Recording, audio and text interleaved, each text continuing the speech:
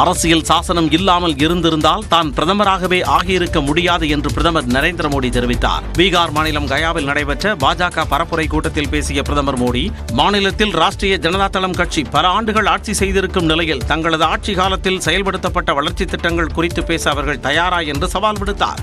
வரும் தேர்தலில் 400 இடங்களுக்கு மேல் பாஜக வெற்றி பெற்றால் அரசியல் சாசனத்தையே மாற்றி விடுவார்கள் என்று லாலு பிரசாத் விமர்சித்தது குறித்து பேசிய பிரதமர் மோடி, அரசியல் சாசனத்தை வடிவமைத்தவர்கள் அனைவரும் சனாதனத்தை பின்பற்றியவர்கள் என்று கூறினார். தன்னாலோ அல்லது பாஜகவாலோ வேறு யாராலோ அரசியல் சாசனத்தை மாற்ற முடியாது என்றும் திட்டவட்டமாக கூறினார். आज एक बार फिर जंगल राज और महाजंगल राज वाले लोग उस दौर की वापसी चाहते हैं. इनका एक ही एजेंडा है, भ्रष्टाचार और लूट. சனாதன தர்மத்தை டெங்கு மலேரியாவுடன் ஒப்பிட்டு பேசியவர்கள் ஒரு தொகுதியில் கூட வெற்றி பெற தகுதியற்றவர்கள் என்று இந்தியா கூட்டணியில் அங்கம் வகிக்கும் திமுகவை மறைமுகமாக சாடிய பிரதமர் இந்த தேர்தலில் அவர்களை தண்டிக்க வேண்டும் என்றும் கேட்டுக்கொண்டார். தொடர்ந்து மேற்கு வங்க மாநிலத்திலும் பிரதமர் மோடி பரப்புரை மேற்கொண்டார்.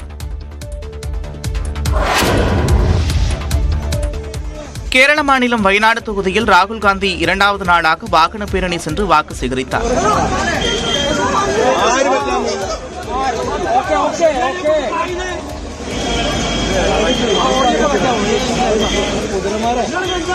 வாகன பேரணியின் போது பேசிய ராகுல் காந்தி, பாஜகவும் RSSம் அரசியலமைப்பையே மாற்ற முயற்சிப்பதாக குற்றம் சாட்டினார்.